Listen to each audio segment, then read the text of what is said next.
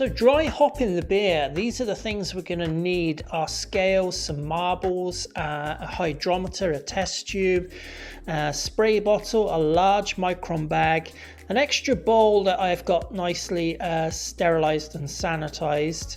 You can see how big the micron bag is there. We're going to boil up our marbles, our micron bag, put a lid on, steam that for a few minutes. And there we go. Put that straight into my Star San bucket that we've kept from the original brew day. Don't burn yourself. Pop that into your sanitized bowl so you can drop it down and do other things. Now I'm weighing out my hops. We've got 50 grams of Simcoe and 50 grams of Mosaic going in here.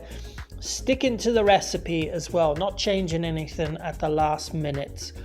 Having this bowl is really helpful. So sanitize everything as you go, including your hands and anything you touch. I'm very carefully taking out a hydrometer test here. I'm not touching the beer with my fingers at all. Put it in the hop bag that's got loads of space for all those hops to circulate around the container.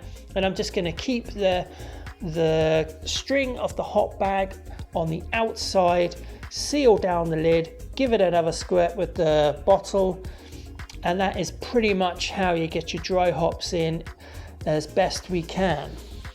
So now let's take that hydrometer sample. Just dropping it in there. I'm going to take off any of the extra foam with a bit of paper towel, and as you can see, we get it exactly on 1014, which is perfect. Okay, so it's day 15 now of fermentation. Up to this point, I haven't opened the bucket at all. I've just been monitoring the way the bubbler has been reacting. After about 5 days, it began to slow down. After about 8 days, there was hardly any activity at all. Just a little bit of pressure in the bubbler where the water was being pushed down. And after 10 days, it was really evened off, and it pretty much stayed there. So by checking the bubbler, I really didn't need to open up the bucket at all and risk oxidation. Now, the problem comes when you go to dry hop a beer and you don't have pressurized fermentation or a method of adding hops to your fermentation vessel without opening it in some way, because you are going to introduce oxygen. Now, there's a school of thought that says you can pump in a bit of CO2 if you have CO2 gas. It's kind of like, I'm not really sure if it's any value to the home brewer or not. I do have it, and I have done it in the past, but on this occasion I just showed you literally how to put your hops in a safe manner. Now, here is my sample of the beer, and we're going to look at it for various sort of ways of evaluation. As you can see, as I'm pouring it, it's actually not black. So even though your brewing apps may tell you something is a certain color, an SRM or EBC, you will always find variation in this based on what malts you use, what brand of malts you use, how you've used the malts, and just there, even just looking at it on your laptop or your camera phone, you're going to see something that looks black and maybe it isn't black when it comes out, or vice versa. So don't trust those things too much. But the real truth is when you get it out after your sample. So I always do a sample if I'm dry hopping, or if I think the fermentation's finished. So 2 weeks for fermentation is, for me, it's the absolute bare minimum in regards to finishing up and cleaning the beer and letting the yeast do the job of cleaning up after themselves. They will be just slowly cleaning up all the remaining diacetyl and any undesirable compounds, acetaldehyde and all that kind of stuff. So 2 weeks is the absolute minimum. 3 is what I like to do for a fermentation. We're at 2 weeks now, and that is why I've chosen to do my dry hopping now. I'm only going to do one dry hop. It was 50 grams Simcoe, 50 grams Mosaic. That has just gone in there. And now let's just see what we've got here. So the color is interesting because when I look it up to the sky, I can see it's absolute black. But when I look down on it, I can see there's quite an amount of brown going on, a bit of chestnut there. So I can see color at the outer edges of this beer. But if I've poured a pint of it, it would be nearly jet black. So I'm really happy with the color. It's not a brown IPA, but it's also black, but to that slightly lower range. If you remember in the past videos, that's kind of absolutely bang on for black IPA. It's not jet black because it doesn't have all those roasted malts and the black patent malts. Anyway, let's have a little sniff. On the nose is a really nice combination of Simcoe hops and a bit of caramel. I can sense there's dark malt in here, but I don't know if it's roast yet, which is interesting because if you put your nose to a dry Irish stout or some kind of porter or stout, you are definitely going to get roast on the nose. Lovely bit of interplay between the hops and the malt, so that's a good start. Let's give it a quick taste and see what she's like.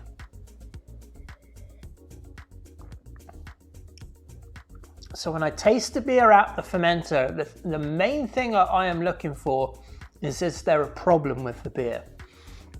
So that's going to be high alcohols, fusel alcohols. Is it how much esters are in it? Is it right for the range that I'm looking for? So I'm looking for a clean, neutral fermentation here. That's why I chose USO5, because it's quite well attenuating and give me very minimal esters at the 17 degrees Celsius that I fermented it at. And I'm not getting esters out of this. My initial perception is I'm getting bitterness.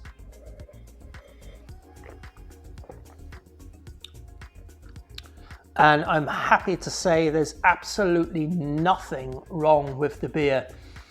There's a really nice interplay between the bitterness and the malts going on. You can definitely get the hops there.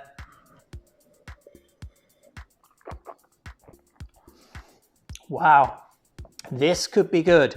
Now, the only thing I will say is on my first impression of this is it's quite bitter. I'm going to add carbonation to this beer, which will increase the perception of bitterness as well. So I'm already thinking if I brew this again, let's see what it's like after it's been in the bottle for 2 weeks and it's got carbonation with it, but I'm almost thinking it's going to be quite high in bitterness. So we'll be thinking about that and evaluating that when it's in the bottle. Other than that, it tastes absolutely fantastic. Nice bit of contribution from the malts. There's a bit of some sort of caramel going on in here. There's a bit of dark malt, but the most important thing is there's no roast malt in here at all. It's almost like, you know, there's dark malt in here, and in the back and the top back part of the palate, there is a perception of roastiness, but it's not roast at all. It's just dark malts and it's coating the palate. Absolutely fantastic. So perhaps the bitterness is a bit high. We'll wait and see. Happy with the hops, happy with the hop flavors as well coming through. You know, it's not presenting as a tropical juicy IPA.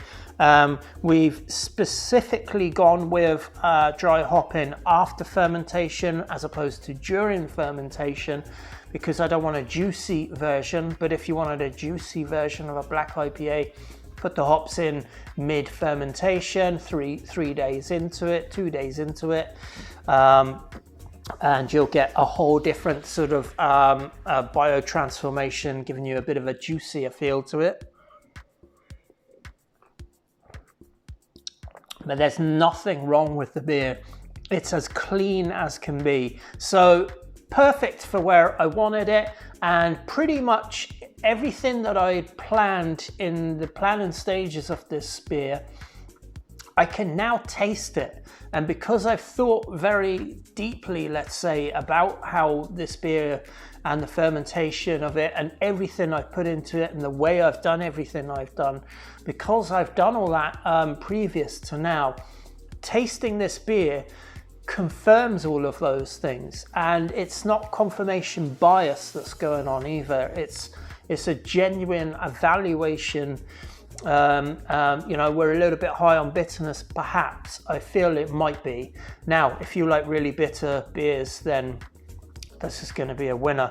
Loving the color, no off flavors, and the finishing gravity, and I'll have to check back on my notes, is 1014. That's exactly, I think, where I was aiming to get to, and I don't think it will go any lower. It's 1014 because of the amount of unfermentable malts in it, so I think that I've got this bang on. I'm going to check my brewing app to make sure. Then I'm going to make a calculation on what the finishing ABV of the beer is going to be. I'm happy at 1014 that this isn't overly sweet, but it does bring a bit of sweetness to the game, so that's really nice to contrast the bitterness, and the lack of roastiness really means that we've hit the nail on the head with this beer so far. Now, as for oxidation of the beer, I expect that I've lifted the lid on this beer. I didn't have it up for too long, but oxygen went in for sure. There's very little you can do about that unless you're able to do a closed transfer dry hop in some manner. Now, I know there's people out there that are doing these kinds of things, and they may even be transferred to a keg that already has been CO2 flushed and has its dry hop bag in it. That's one way of doing it, but this is good for my little homebrew setup here, and I think it's good for nearly all of us too. Very happy with this. Let's give it the 4 days of dry hopping now. Take those dry hops out. After 4 days, I think you've got the maximum. Certainly out of pellets. You'll have noticed that I used a massively oversized micron bag. I think this is one of the biggest mistakes that homebrewers make, is they don't use a big enough hop bag to dry hop in. As well in the kettle as well. In the kettle it's different because you've got to mind that you don't touch the element. But in a dry hop bag, the absorption rate of those hops will take on a load of the liquid, and it can compact and become really dense, and you can have a whole big fat puffed out bag that actually has no space for all of the lupulin, all of the oils, and everything that you want coming out of those aromas and flavors coming out of the dry hops, the pellets or leaf hops, whatever you're using, and into the beer and circulating around. So by using the giant oversized micron bag with the marbles in it to weigh it down, I absolutely guarantee that I'm getting the maximum utilization from those hops. So let's see what happens next. So coming up in part 10, we're going to be cold crashing the beer and prepping up the night before for bottling day. We're going to be doing the bottling day and setting up all of our bottles in the perfect environment for conditioning the beer ready for secondary fermentation in the bottle. That's up next. If you're enjoying these videos, please like and subscribe, and feel free to share the content. And that's it. Cheers, Slant Jets. On to the next one. Bye bye.